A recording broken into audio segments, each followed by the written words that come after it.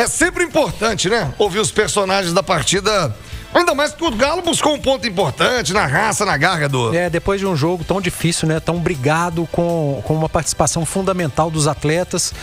Eu quero bater na tecla da organização. O trabalho técnico no Atlético, ele tem sido muito bem feito. O Atlético subiu o nível de organização tática e está no momento certo de ascensão tática, de organização, no momento de decisão do mata-mata da Sul-Americana, e avançou porque hoje tem uma equipe melhor, mais bem organizada, e está melhorando sua condição no Campeonato Brasileiro. Por isso também tem demonstrado nos últimos jogos um time com a capacidade de jogar com um a menos, com o mesmo número de atletas, com um a mais também. Então é um Atlético bastante diferente.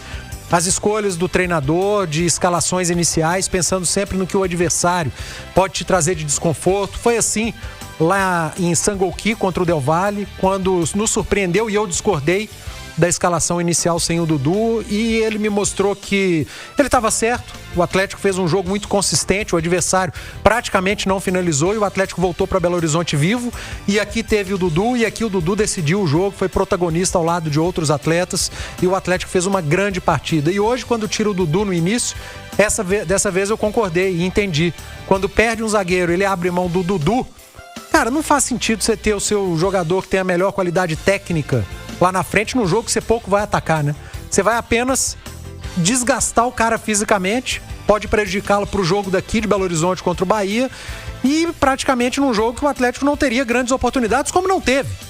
Então, acho que o Sampaoli foi muito inteligente, mas sobretudo nas alterações do intervalo. Ele manteve o Atlético uma equipe muito bem organizada defensivamente. A impressão que eu tive durante todo o segundo tempo é que o Inter só faria um gol se o Atlético cometesse um erro, e o Atlético não cometeu esse erro. O Inter até teve oportunidades, muito mais de chutes de fora da área e de bola alçada na área, e aí mérito do Inter também e mérito do Everson, que apareceu muito bem. Mas as alterações foram boas, o Atlético se renovou fisicamente, tornou-se um time mais forte fisicamente, com maior capacidade de sair em velocidade quando recuperasse essa bola, e até criou pelo menos 2 chances de marcar o gol com um jogador a menos no Beira-Rio. Então eu queria destacar, num pós-jogo com tanto assunto de arbitragem novamente, lá no Sul e aqui na nossa mesa da Itatiaia, mas eu gostaria de organizar e de ressaltar e exaltar como o Atlético evoluiu taticamente, como o Galo hoje é um time muito mais organizado. Esse ponto que o Atlético traz tem muito de entrega, tem muito de concentração, mas tem demais de organização tática. É um Atlético bastante diferente. Ô Edu e Thiago, se vocês me permitem, em cima disso que o Edu falou e até em cima do que o Paulo Brax falou, os números mostram os dois lados. Primeiro, do que o Edu está dizendo, o Galo completou hoje o seu 30º jogo após a parada para a Copa do Mundo de Clubes. E é um recorte que são 15 jogos, Cuca, mais um do Lucas, que foi aquele jogo do Vitória, e hoje o 15º jogo do Sampaoli. Então são 30 jogos, 15 com o Sampaoli, 15 com a comissão técnica, com o Cuca, 14 e um do Lucas, tá? Na era Cuca mais Lucas é 35% o aproveitamento. Na era Sampaoli é 47%.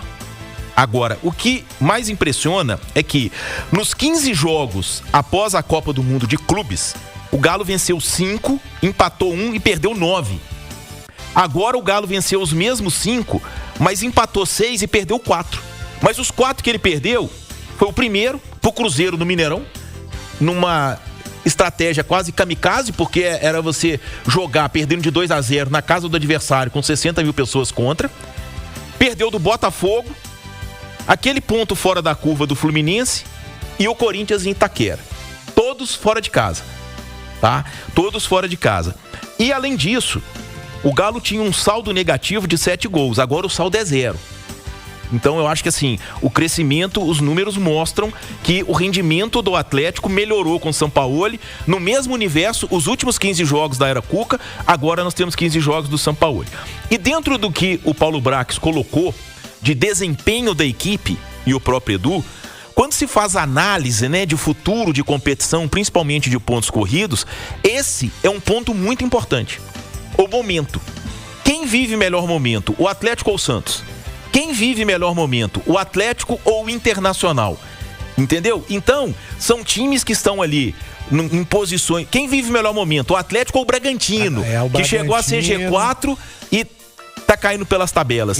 Bragantino. Isso. Esse aspecto também de rendimento, de atualidade, é muito importante quando se tenta fazer uma análise de futuro, tá? Quando se tenta fazer uma análise de futuro. Por esse aspecto que o Atlético conquistou um ponto hoje no Beira-Rio. Não só pelo fato de ter jogado 90 minutos com um jogador a menos, mas por ter feito um jogo equilibrado, até certo ponto com o Internacional. Foram o quê? 2, 3 chances, Edu, que o Inter teve em 90 minutos, se muito? Talvez chance, mesmo uma cabeçada. O Everson fez pelo menos 2 grandes chances. A grande chance foi na cabeçada do Ricardo. Do Ricardo Matias. Isso. A grande chance. Em 90 minutos, com um a mais. Chute de fora da área. Isso, chute de fora da área, que ele ia até muito mais de segurança. Então, esse é um ponto que é muito importante quando se faz uma tentativa de análise de futuro. O Atlético vive, sim, um momento de crescimento, enquanto os seus rivais, eu não vou nem contar Sport e Juventude, porque esses dois acho que já estão rebaixados, vivem um momento de queda.